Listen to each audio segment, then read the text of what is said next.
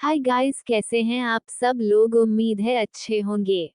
तो चलिए बिना देरी किए शुरू करते हैं कहानी का आज का एपिसोड। इस वक्त अनन्या के केबिन में अनन्या अपनी कुर्सी पर बैठकर बार बार इशिता का चेहरा याद कर रही थी। उसने मन ही मन कहा, वह बच्ची मुझे क्यों रोहन की तरह दिखाई दे रही थी। मैं इस तरह से कैसे सोच सकती हूँ। हे भगवान, मैं शायद पागल हो गई हूँ। उसने इतना कहा ही था कि केबिन का दरवाजा खुला और रोहन अंदर आया। रोहन ने जब अनन्या को इस तरह से परेशानी से कुर्सी पर बैठे देखा तब वो घबराते हुए अनन्या के पास आकर खड़ा हो गया। रोहन जल्दी से अनन्या का चेहरा अपने हाथों में भरकर घबराते हुए पूछने लगा, क्या हुआ तुम्हें? तुम्हारा चेहरा इस तरह से उतरा हुआ क्यों है? रोहन को अनन्या का पीला चेहरा देखकर काफी डर लग रहा था। उसकी धड़कनें बढ़ी हुई थी। उसे लग रहा था आलिया ने कुछ अनन्या को बता तो नहीं दिया। उसका दिल इस वक्त 100 की स्पीड से धड़क रहा था। उसे ऐसा लग रहा था जैसे अगले ही पल उसका दिल उसके बॉडी से बाहर निकल जाएगा। इस वक्त उसे उसकी पूरी जिंदगी घूमती हुई नजर आ रही थी। उसने अन्य की तरफ देखा जो लगातार उसके चेहरे को ही घर रही थी। अनन्या को खुद की तरफ इस तरह से देखा देखकर रोहन ने चिंता करते हुए कहा, अनन्या क्या हुआ? अगर तुम्हारी तबीयत ठीक नहीं लग रही तो मुझे बताओ, तुम ऐसे बिहेव क्यों कर रही हो? रोहन की बात सुनकर अन्य ने उसकी तरफ देखते हुए कहा, तुम्हें पता है रोहन, आज एक पेशेंट एक छोटी सी बच्ची को लेकर आई थी। प्रॉब्लम उसे बच्ची को थी, ज्यादा बड़ी प्रॉब्लम तो नहीं थी, फिर भी वो काफी चिंता में लग रही थी। उसे बच्ची की शक्ल खूब तुमसे मिलती है रोहन। मैं आज तक ऐसी बच्ची बिल्कुल नहीं देखी जिसकी शक्ल तुमसे या फिर किसी और से इतनी मिलती हो। मैं तो यही सुना था कि आप बच्चों में ही इस तरह की चॉकलेट मिलती है, पर तुम सोच भी नहीं सकते रोहन, उसकी शक्ल तुमसे कितनी ज्यादा मिल रही थी। अनन्या की बात सुनकर रोशन ने अचानक से कहा, अनन्या तुम पागल हो, ये किस तरह की बातें कर रही हो? तुम्हें खुद की और हमारे बच्चे की चिंता करनी चाहिए, ना कि किसी और का बच्चा कैसा दिखता है इस चीज की। रोहन ने अन्य को डांटे हुए कहा। वही रोहन के इस तरह से दांतों के कारण अन्य हैरानी से रोहन को देखने लगी। आज से पहले रोहन ने उसे इस तरह से बिल्कुल नहीं डांटा था, और आप तो वह प्रेग्नेंट भी थी, फिर भी रोहन इस तरह से उसे डांट रहा था। रोहन की डांट सुनकर अन्य की आंखों में आंसू आने लगे। वही रोहन ने जब उसकी भरी हुई आंखों देखी तब उसे एहसास हुआ कि आलिया और इशिता के बारे में सोते हुए उसने अपनी जान अपनी अनन्या पर गुस्सा कर दिया है। उसने प्यार से अनन्या के गालों को हाथों में भरकर कहा, तुम प्लीज बेबी गुस्सा मत करो, मुझे गुस्सा आ गया। तुम इस तरह से बेवकूफी की बातें लेकर बैठ गई हो, जबकि इस वक्त तुम्हें हमारे बच्चे और अपनी चिंता करनी चाहिए। तुम सोच भी नहीं सकती तुम्हें इस तरह से उदास और उतरे हुए चेहरे के साथ देखकर मुझे कैसा लगता है। रोहन की बात सुनकर अन्य ने आंसू भरी आंखों से रोहन की तरफ देखा। रोहन ने उसके आंसू पोंछते हुए कहा, मेरी जान, मुझे तुम्हारी आंखों में आंसू बिल्कुल नहीं पसंद, इसलिए रोना बंद, क्योंकि हमारे बच्चे और तुम्हारे दोनों के लिए रोना बिल्कुल अच्छा नहीं है, वरना हमारा बीवी रोटलू पैदा होगा, फिर दिन भर रोता रहेगा। रोहन की बात सुनकर रो रही अन्य के चेहरे पर हल्की मुस्कुराहट आ गई। उसने रोहन की तरफ देखते हुए कहा, पर तुमने मुझे डांटा क्यों? मैंने ऐसा कुछ नहीं कहा था जो तुमने मुझे डांटा। इतना कहकर को मुंह फुलाकर रोहन की तरफ देखने लगी। अनन्या की बात सुनकर रोहन ने खुद को कंट्रोल किया। उसने मन ही मन कहा, अगर सच्चाई तुम्हें पता चल गई तो शायद हमारी जिंदगी बर्बाद हो जाए। अन्य, मुझे पता है कि इशिता को देखकर तुम्हें मेरा चेहरा क्यों नजर आए, क्योंकि गलती से ही सही वह मेरा ही खून है। मैं इस बात को नहीं छूटला सकता कि उसे दिन हुई, उसे गलती के कारण आज उसे छोटी सी बच्ची का जन्म हुआ है, पर मुझे नहीं पता अन्य मेरे साथ यह कट हुआ था, क्योंकि तुम्हारे अलावा किसी और को छूने के बारे में मैं सोच भी नहीं सकता। मुझे तो याद भी नहीं है कि मैं उसे दिन क्या किया था और क्या नहीं, पर अब जब मेरे सामने सबूत है तो मैं जाकर भी इस बात को छूटला नहीं सकता, पर फिर भी मैं उसे एक गलती के लिए जिसके बारे में मुझे खुद पता नहीं है, उसे गलती की वजह से तुम्हें खुद से दूर नहीं जाने दे सकता। तुम मेरी जिंदगी हो, बचपन से लेकर आज तक सिर्फ तुम्हें चाहा है और मरते दम तक तुम ही चाहूंगा, भले ही मुझे तुम्हें कंट्रोल करके क्यों न रखने पड़े। मैं तुम्हें कभी खुद से दूर नहीं जाने दूंगा अन्य, क्योंकि तुम मेरे जीने की वजह हो। इतना कहकर रोहन ने आगे बढ़कर अन्य को सीने से लगा लिया। रोहन को इस तरह से खुद को सीने से लगता देखकर अन्य ने हंसते हुए कहा, क्या हुआ तुम्हें? रोहन ने उसके सीने पर कर रखते हुए कहा, कुछ नहीं, बस तुम्हारी बाहों में मुझे सुकून मिलता है। रोहन की बात सुनकर अन्य मुस्कुराने लगी, ना चाहते हुए भी उसके चेहरे के सामने बार बार इशिता का छोटा सा क्यूट सा चेहरा ही आ रहा था। उसने मन ही मन कहा, रोहन पता नहीं क्यों दिल मन ही नहीं रहा कि उसे बच्ची का तुमसे कोई रिश्ता नहीं है, क्योंकि इतनी सिमिलरिटी तो मैं कहीं नहीं देखी जितनी तुम्हारे और उसे बच्ची के अंदर थी। मुझे नहीं पता रोहन क्यों, पर मेरा दिल काफी जोर से धड़क रहा है, अन्य ने मन ही मन कहा, क्योंकि वह रोहन को ये सब कहकर उसका मूड बिगड़ना नहीं चाहती थी। वहीं दूसरी तरफ एक प्राइवेट बार में इस वक्त एक प्राइवेट रूम में टेबल पर 3 लड़के बैठे हुए थे। तीनों के हाथ में एक एक ड्रिंक का ग्लास था। तभी उनमें से एक लड़के ने कहा, यार मुझे उसकी याद आ रही है। उसे लड़के की बात सुनकर साइड में बैठे दूसरे लड़के ने कहा, आदि क्या सच में तुझे उसकी याद आ रही है? ये कोई और नहीं आदित्य, अंश और वंश थे।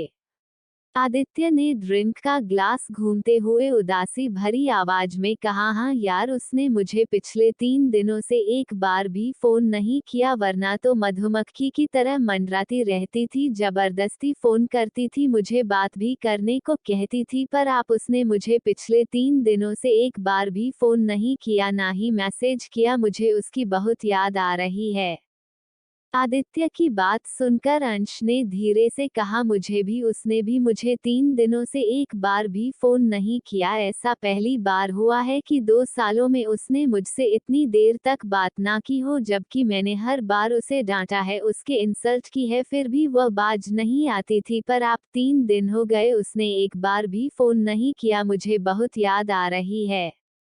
उन दोनों की बात सुनकर वंश, जो कि अभी तक चुप था, उसने कहा, हो सकता है यह उन तीनों की प्लानिंग हो, ताकि हम तीनों खुद उनसे मिलने चले जाए, क्योंकि इतनी बार भी उन लोगों के हमारे पीछे आने के बाद हम लोगों ने एक बार भी उन्हें भाव नहीं दिया, बल्कि हर बार उन्हें खुद से दूर किया। इसलिए शादी ये तीनों बहनों की नई चाल है। वैसे तीनों प्लानिंग और प्लॉटिंग करने में काफी कमाल है। वंश की बात सुनकर आदित्य और अंश, जो कि अब तक उदास थे, उन्होंने वंश को देखते हुए कहा, हाँ भाई, शायद तो सही कह रहा है, क्योंकि पिछले 2 सालों में ऐसा पहली बार हुआ है कि तीनों ने हम तीनों को एक साथ 3 दिन के लिए इग्नोर किया हो, वरना तीनों बहनें तो जबरदस्ती हमारे पीछे पड़ी रहती थी और जहां मौका मिले वहां पर इज्जत लूटने की भी कोशिश करती थी। मुझे तो अब रिद्धि से डर लगने लगा था, आदित्य ने कहा। आदित्य की बात सुनकर अंजा ने कहा, मुझे भी सिद्ध से डर लगने लगा था। उन दोनों की बात सुनकर वंश ने मन ही मन कहा, या तो मुझे भी आ रही है अपनी चुड़ैल की। पिछले 3 दिनों से एक बार भी उसने मुझे तंग नहीं किया, बल्कि हर रोज दिन में 10 से 12 बार तंग किया, बिना उसका पेट नहीं भरता था। पर अब पता नहीं क्या हो गया है उसे, भले ही मैं कितना भी मन क्यों न कर लूं, मेरा दिल नहीं लग रहा है उसे चुड़ैल के बिना उससे बात करने का दिल कर रहा है, पर हिम्मत नहीं है कि खुद से फोन कर सकूं।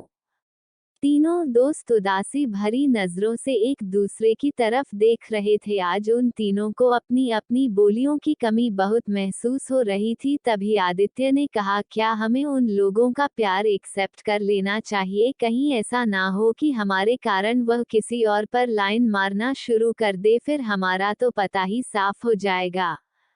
आदित्य की बात सुनकर अंश और वंश उसे गुस्से से घूरने लगे। दोनों ने एक साथ कहा, हम तेरा सर फोड़ देंगे। उन दोनों की बात सुनकर आदित्य ने मुंह बनाते हुए कहा, सच्चाई कड़वी ही होती है पर सच्चाई सच्चाई होती है। मैंने कहा, ना कि हो सकता है कि अगर हम तीनों इसी तरह से उन तीनों को रिजेक्ट करते रहे तो वो हम पर क्यों आप करके किसी और लड़के पर ट्राई मार। आखिर कौन लड़कियां 2 साल तक कंटिन्यू लड़कों के पीछे घूमती है, फिर भी वह तीनों घूम रही थी। अब हम लोगों के भी भाव ज्यादा ही बढ़ गए हैं, हमें उनके प्यार को समझना चाहिए ताकि वह भी हमसे दूर ना जा सके। आदित्य की बात सुनकर वंश और अंश भी अपने ख्यालों में गुम हो गए।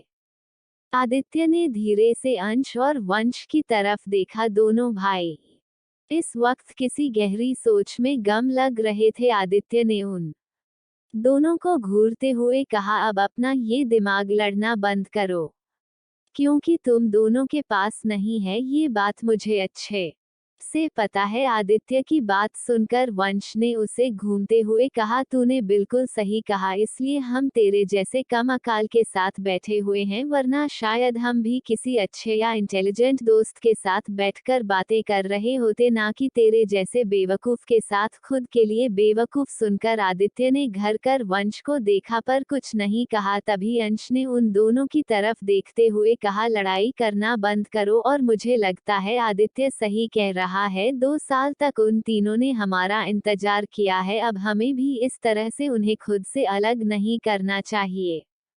अंश की बात सुनकर वंश ने अपनी आंखें बंद कर ली और अपनी आंखों के सामने अपने प्यार, अपनी चुड़ैल वीरा को इमेजिन करने लगा। उसे इमेजिन करके वंश ने मन ही मन कहा, मुझे पता है चुड़ैल कि ये तुम्हारा कोई नया पेतरा है हमें फंसाने का, पर इस बार हम नहीं फंसने वाले। पर सच कहता हूँ, शायद मेरे दिल में भी तुम्हारे लिए कुछ है, क्योंकि तुम्हारी कमी मुझे महसूस हो रही है। मुझे लग रहा है कि अगर मैं ज्यादा दिनों तक तुम्हें नहीं देखा तो मैं प्यार में पागल हो जाऊंगा। मैं ही क्या, मेरे दोनों भाई भी प्यार में पागल हो जाएंगे और हम तीनों प्यार में पागल आशिकों की तरह तुम तीनों को ढूंढते फिरेंगे। इतना सोचकर वंश आंखें बंद करके ही मुस्कुराने लगा।